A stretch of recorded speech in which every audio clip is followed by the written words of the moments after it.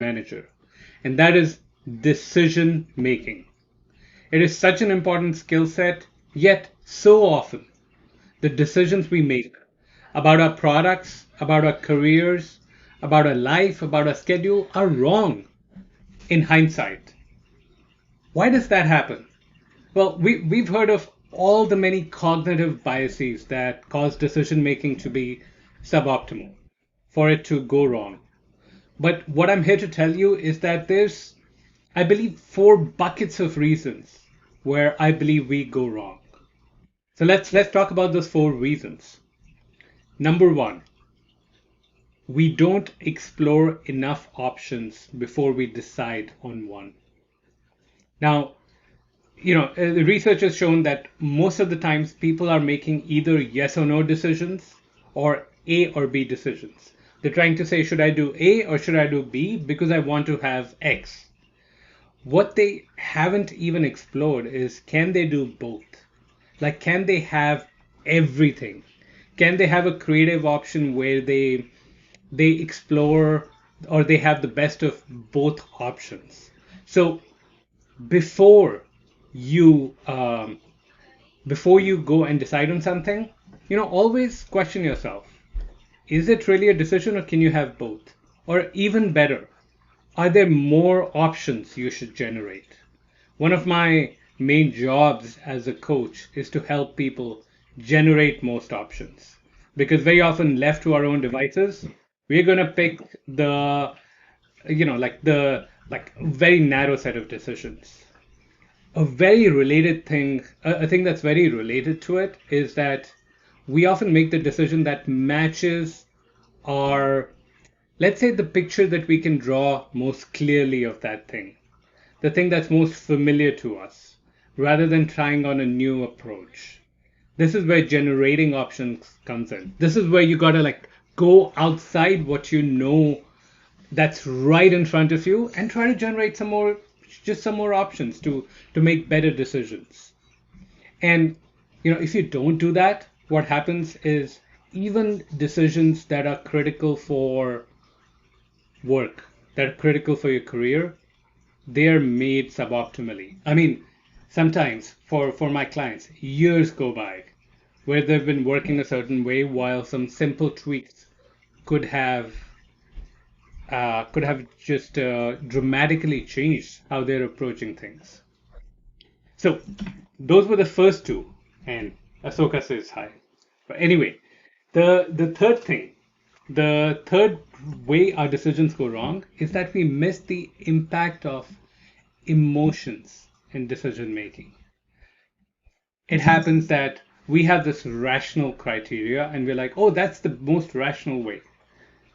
But when it comes to the moment you're going to make that decision, um, you have missed what the role that emotions play. And so you, even though you might have like analyzed options and say, I'm going to go do X, if you didn't recognize, acknowledge, pay attention to your emotions, there'll be no action as a result of that decision because you haven't bought into that thing emotionally. Tony Robbins says something very profound, which is state before strategy. Before you decide something, get in the right mental state. Before you take action, get in the right mental state. He also says that never leave the scene of a decision without an action taken. So you gotta take action once you've made that decision to take it forward, and you have to acknowledge that emotion plays a role in the decision that you made and then the action that you did. And then last but not least, when decisions involve other people, we fail to bring them along. And so we go with the easiest one because it's easy to explain, and we're not able to explore our own rationale when we made these decisions. We are not able to defend our decisions. That's why I've been harping on this thing for years now. For product managers, you learn all these skill sets like agile thinking and how to interview customers. But one of the things that most PMs can do so much more, so much better at in their careers if they magnify things was like this. triangle of these three skills: critical thinking, communication, influence. You build these three, everything else follows. And so I'm constantly emphasizing these three skills: critical thinking, that decision making and really thinking through, communicating the rationale, and influencing people and bringing them along so that you can take that decision and implement it. So those are the four things. Um, we don't explore options before deciding on one. We miss the impact of emotions in decision making and action after decision making. We make the decisions that most closely match our expected result, like what we know to be familiar. And then when decisions involve other people, we fail to bring them along. And so, what you must do, especially for the last one, is to build your skills in critical thinking, communication, and influence. But overall, work on your mindset. You're going to explore more things. You're going to go beyond what's familiar. Now, this affects our products, but it affects our careers even more as product managers. And so for me, that's where coaching comes in. I've myself experienced how my coaches challenged me when I was making bad decisions, and I was sabotaging my career growth, my business, my life. And in the same way, I help people, especially product leaders, explore the decisions. Always be seeking for the right answer that is going to get them not just the right outcomes, but get them emotionally fired up. And sometimes you need a friend or you need a coach to help this happen.